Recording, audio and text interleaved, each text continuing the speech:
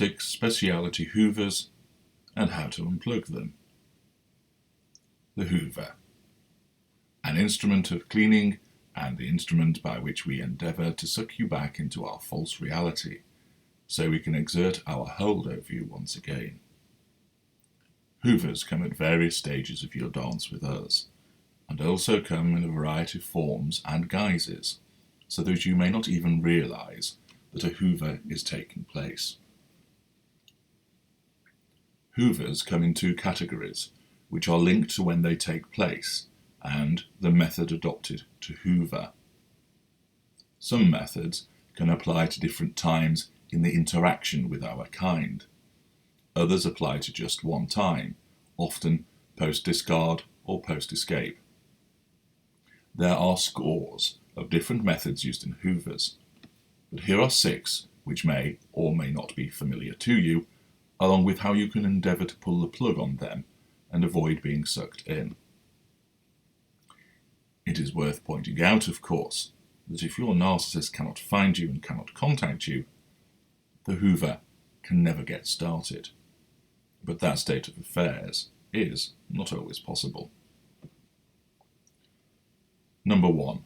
The proxy Hoover.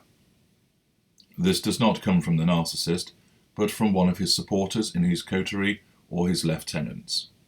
It usually comes from a lieutenant who can be relied on to execute the Hoover in precisely the way that we have directed. The proxy Hoover will often include a different type of Hoover, for example, the medical emergency Hoover, where the narcissist will use a genuine, or more likely, feign a medical emergency to force interaction between you and the narcissist and engender sympathy. With the proxy, the call alerting you to the emergency concerning the narcissist will come from the lieutenant. Like any proxy Hoover, there are several reasons for adopting this approach. 1. You may not realise the person is a lieutenant, and therefore you are more likely to respond to what they say than if the communication came from our kind. This is especially the case if you have instigated no contact. 2. The conflict between you and us is ameliorated as a consequence of the involvement of this third party, meaning you are more likely to believe what you are being told. 3. The proxy may stand more chance of persuading you to act. 4. You may regard what we say and do with suspicion, but not this third party. 5. You may not want to look bad in the eyes of the third party by failing to respond. The key to dealing with this Hoover is actually recognise what it is. It is not a third party asking you for help. It is a third party coercing you into contact with us again. You should be especially aware of any of your friends or family asking you to see us or do something for us, or if they comment about how good you and I were together, that we really do miss you, and so on. We will infiltrate your supporters to gain added credibility and slip under your radar in this manner. Be aware that any third party who asks you to engage with us is a proxy who is executing the Hoover on our behalf. No matter how purportedly significant the event is, the emotional pull involved, or the persuasion applied, reject it, and do so in a firm and businesslike manner. Do not show indecision, do not appear upset or concerned, or even annoyed or irritated by the approach. Even if you do not engage, this reaction will be reported to us and will achieve 2 things for us. 1, fuel. Secondly, we know we still have an effect on you, and we will keep hoovering. If you are concerned that the nature of the proxy Hoover may actually be genuine, then suggest that the lieutenant find somebody else to help other than you. Number 2. The reverse Hoover. This is quite a cunning method of hoovering. We let it be known through various channels that we do not want anything to do with you, that you should never darken our doorstep again, and that we are through with you. This message will be broadcast over all channels, through friends, family, social media, and so on. It is not said by us directly to you, that would defeat the purpose. We ensure that this message reaches you, and the aim is to have you disbelieve that we would say such a thing about you, and to appeal to your desire to prove us wrong. Just in the way that a parent causes problems by denying a teenager any opportunity to hang out after 9 p.m, so they go and do it anyway, by telling you that there is something that you cannot do, you then want to do it. Of course, we have to gauge the right recipient of this Hoover, as some people will be content to hear us say those words. It is usually done with those that we have discarded without telling that person that they have been discarded, and they cannot quite believe that it is at an end. This proclamation will cause them concern, but they are still not ready to accept that it is the case, that the relationship has ended, and they are right, because it never ends. And therefore they come looking for an explanation and confirmation that what they have heard is not true. By not telling you direct, we can tell you that the rumours you have heard are false, and welcome you back with open arms as you are successfully hoovered. Again, recognise this for what it is, and avoid acting on what you have been told. It is a ruse to play on your trait of needing to know. If you hear such things being said, tell yourself that the comments are true. It is over, and we do not want anything to do with you, and stay away. Number 3. The letterbox Hoover. This Hoover utilises the strong link we know that exists for some time post-discard, or post-escape, between seeing a trigger and the golden memories, and or dark memories, that flow from that trigger. For example, we always slow danced to a particular piece of music with you, which made you feel loved and wonderful. If you hear that piece of music, the memory is awakened, and we flood your memory and your senses.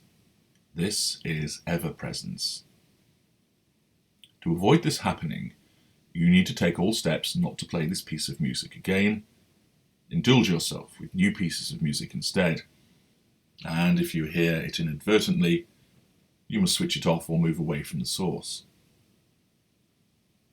With this Hoover, we want to scale your defences and use ever-presence to get back into your head, cause you to think of us and react. And although we do not see it, we will still get fuel because we know how you will respond to it, and thus make you vulnerable to wanting to contact us, or vulnerable to a further Hoover approach from us. One method of doing this is to send you a birthday or Christmas card with a beautiful, thoughtful, handwritten message, often alluding to what we did together on a wonderful birthday or Christmas together during our golden period. This arrives with other cards and therefore is less noticeable. We will most likely print the address or have someone else write it for us, so our handwriting does not alert you on the envelope. Once you open it, you read the message and see it is from us, and bam, we are in your head and in your heart once again. It is a pleasant gesture, there is no malice, and you will remember all the good things, think about us, want to contact us, and thank us, and wonder if this represents a fresh beginning of good relations, or even a chance to get back together and do things right this time. It is a Hoover, pure and simple. To tackle this covert hoovering method, have someone vet all cards and parcels which are sent to you around Christmas, birthday, and other appropriate festivals and events. Once checked, this person can weed out anything from us and then reseal the envelopes for you, so you can still have the pleasant act of opening the envelopes and cards for yourself that have been sent from anybody but us. Number 4, the psychic connection. This is effective if we know that you are a spiritual person who believes in psychic events, astrology, ghosts, telepathy, and the emotional connections between people that are stronger than normal. These beliefs and similar are often applicable to empathic people who of course form our victims of choice. We will use a supposed psychic connection or event to appeal to this nature of yours in order to signify that something special has happened, which means we need to be together. We have to have the means of contacting you, often by sending you a message or leaving a voicemail.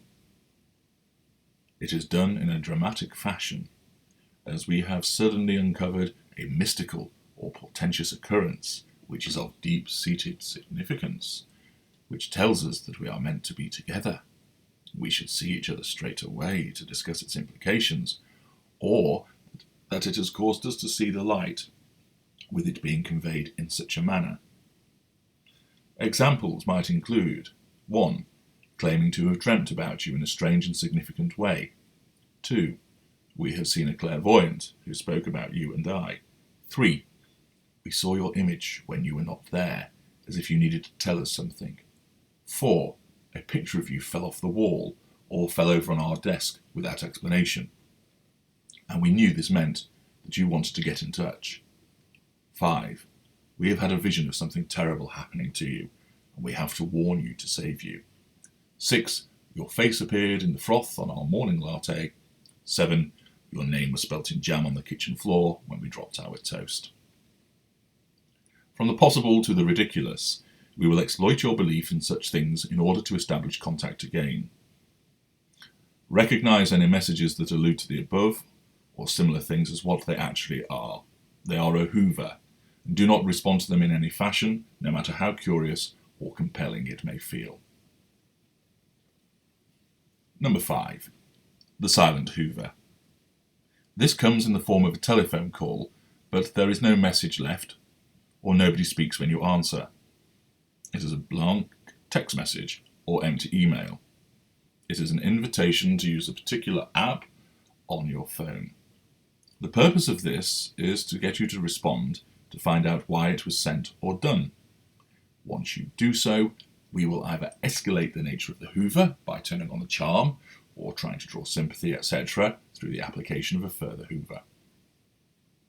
We may not respond when you telephone, but we know that we have been able to make you respond, and we will do a few further silent Hoovers to increase your curiosity and confirm that you are vulnerable, now to our overtures by way of a further Hoover. If you fail to respond, or do so and dismiss us, we save face by saying it was sent by mistake, a but call, or we hit the wrong key, etc. If you respond favourably, then we have a green light to apply further pressure to seduce you again. Once again, recognise this for what it is, and no matter how curious as to why it has been sent, do not respond. It is a Hoover, which will rope you in and have you subjected to further additional Hoovers of a different nature. Number 6. The Prove Yourself Hoover. Similar to the reverse Hoover, this Hoover relies on your need to say your piece, stand up for yourself, and have the last word. It relies on ensuring that a smear campaign has been effected against you, and something particularly ridiculous or savage has been said about you. We will ensure that word reaches you through messages from third parties telling you to your face or postings on social media, so you are gripped by the need to respond, set the record straight, and tell us what has really happened in order to get us to accept this and issue an apology and correction. We know the type of victim that this really strikes home with: those who always need the truth to be told, who need to be held in correct regard by other people, and those who must set us straight. We know that you will be sat bristling, incredulous at what is being said about you, and you cannot help yourself but want to get the true version out there and ram our words back down our throat.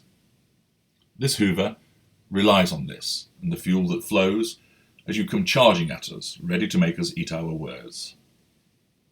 This is precisely what we want to happen.